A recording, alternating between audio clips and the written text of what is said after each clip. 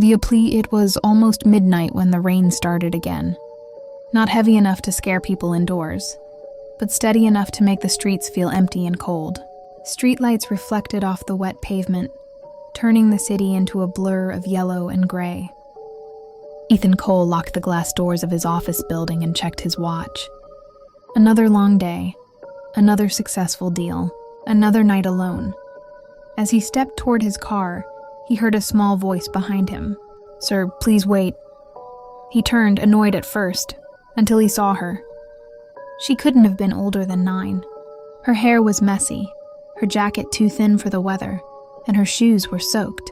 She stood a few feet away, gripping the straps of a worn backpack like it was the only thing keeping her steady. "I'm sorry," she said quickly, her voice trembling. "I don't mean to bother you." Ethan frowned. "It's late. Where are your parents?" She looked down. "They're not here." That answer made something tighten in his chest, though he ignored it. "You shouldn't be out alone," he said firmly. "Go home." Her eyes filled instantly. "Please," she whispered, "don't make me go home alone." Ethan hesitated. People asked him for things all the time: money, favors, chances. He had learned to say no without guilt. But this was different. "Why?" he asked. She lifted her sleeve slightly as she wiped her face. That's when he saw it, a faint mark on her wrist. Dark old, not from tonight. His breath caught.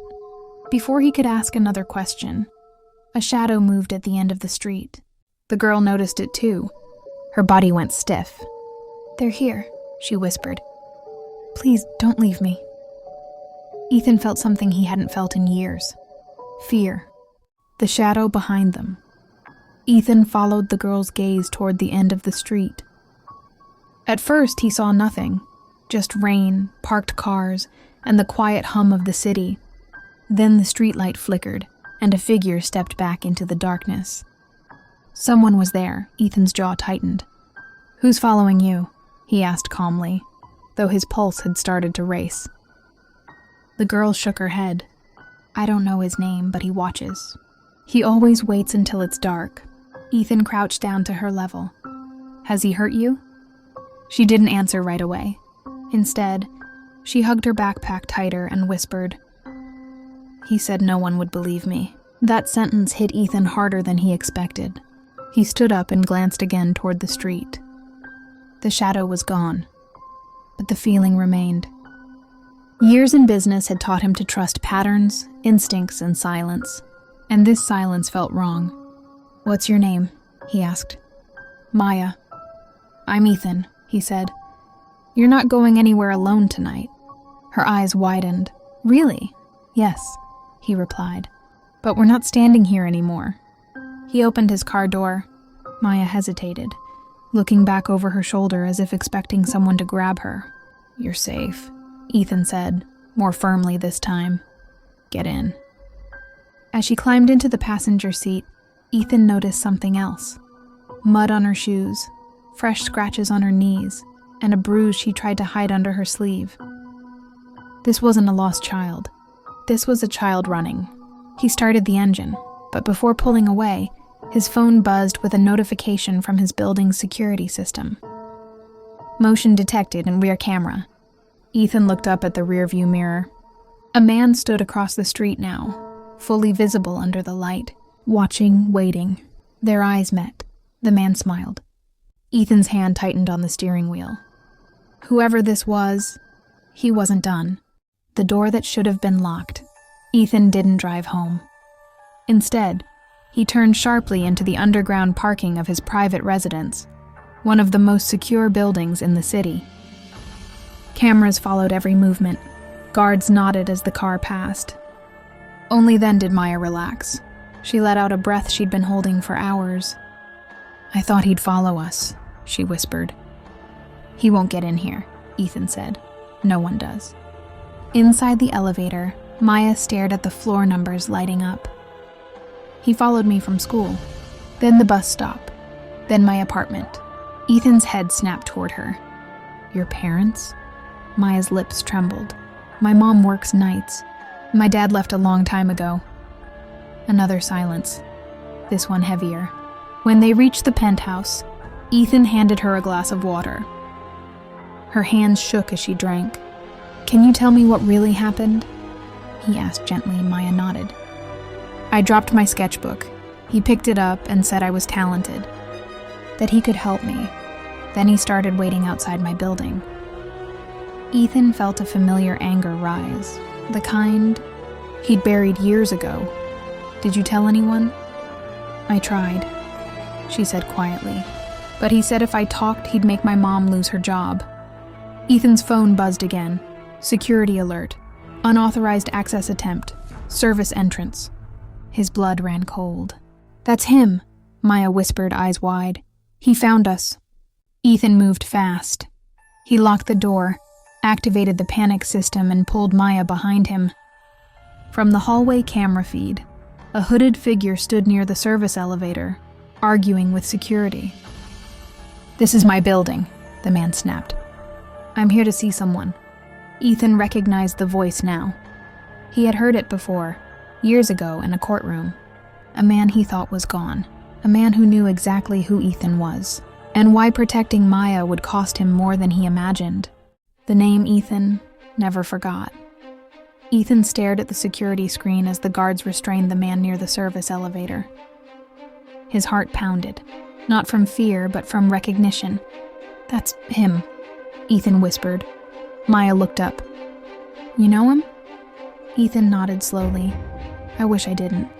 Years ago, before Ethan became a CEO, before the money and power, he had been a junior witness in a corruption case involving child exploitation and blackmail. One name had stood out then, because the man vanished before the verdict, Marcus Hale. The same man now pounding against security, shouting, "You can't keep me out! She belongs with me!" Maya flinched. Ethan's hands clenched into fists. "She doesn't belong to anyone," Ethan said coldly and pressed a button on his phone. Within minutes, the building filled with flashing blue lights. Police officers took Marcus away, still yelling threats that echoed down the marble hallway. When the door finally closed, the silence felt unreal. Maya slid down onto the couch, shaking. "Is it over?" Ethan knelt in front of her. "For tonight, yes. And after tonight, I'll make sure it's over forever." He paused, then said something he hadn't planned to. "You're not going back home right now." Maya's eyes widened. "I don't want to be a burden." "You're not," he said firmly. "You're safe here.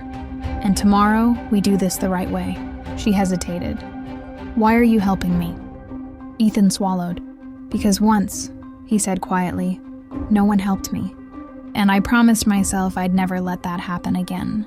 Maya nodded, tears slipping down her cheeks. Not from fear this time, but relief. But as Ethan stood up, his phone buzzed with a new message. "Unknown number. You can't protect her forever." Ethan's jaw tightened. The truth was coming out, and Part 5 would change both their lives forever. The truth that set her free. The courtroom was silent. So silent that Maya could hear her own heartbeat as she sat beside Ethan, her hands folded tightly in her lap. Across the room, Marcus Hale sat in chains, no longer shouting, no longer threatening, just staring straight ahead, like a man who knew his game was over. The judge adjusted his glasses. "Miss Maya Rivera," he said gently, "do you wish to testify?" Maya looked at Ethan. He didn't speak. He only nodded, slowly, reassuringly. She stood. Her legs trembled, but her voice did not. "I was taken when I was 11, Maya began. "I was told my family had abandoned me. I was told no one would believe me." Marcus shifted in his seat. Maya continued, every word cutting deeper. "He followed me for years. Changed cities, changed names. Every time I thought I was free, he found me." Gasps filled the room. Ethan listened, his chest tight with anger and pride. When Maya finished, the judge turned to the prosecution. The evidence was overwhelming. Old case files, witnesses' surveillance footage, DNA proof tying Marcus to multiple crimes. The gavel struck.